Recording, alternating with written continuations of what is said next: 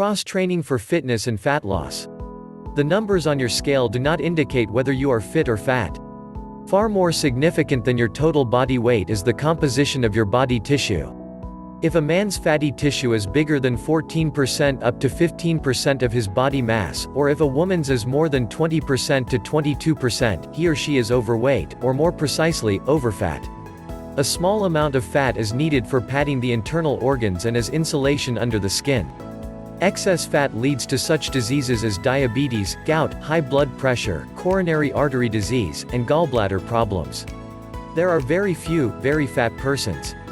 The reason is that the fittest, not the fattest, survive. The problem now is focused on how to resolve the problem.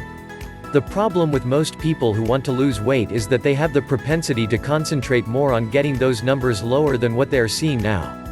What happens next is that they strive harder to achieve a lower weight, according to the ever-reliable result of the weighing scale. It would be more important to think of the human body as a heat exchange engine that works on the basic principles of energy physics. The caloric balance equals the total calorie intake minus the total calorie expenditure. Some of the calories people ingest are used for basal metabolism. As people get old, their bodies require fewer calories for this basic upkeep. Some calories are excreted as waste products. Some go into work metabolism, the energy expenditure required for any physical activity. Hence, if people take in more calories than are used by these functions, there is a definite caloric excess.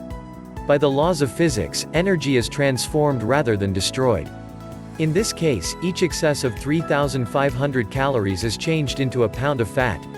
If people want to reverse this process, they have to burn up 3,500 calories to lose a single pound. Winning the war against fat.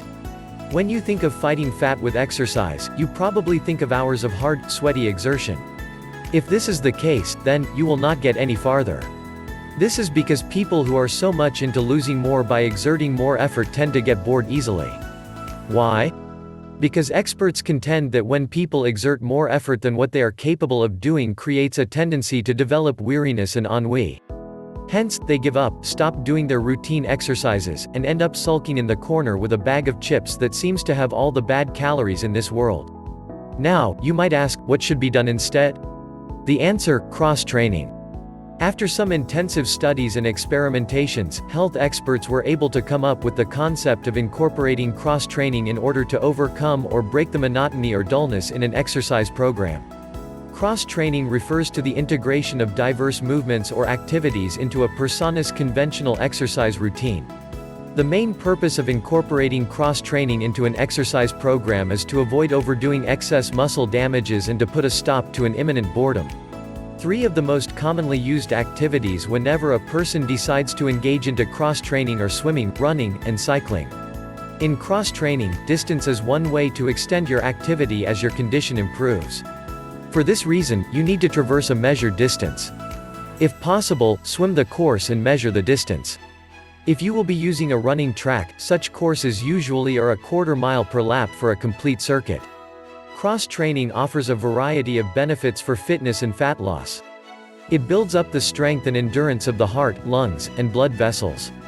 It has also some tranquilizing effect on the nerves, and it burns up calories as much as it makes your losing weight more bearable. Cross-training has 3 basic components. 1. Endurance exercises to condition the heart, lungs, and blood vessels and to induce relaxation. These begin with a careful planned walking and jogging regimen, depending on fitness level.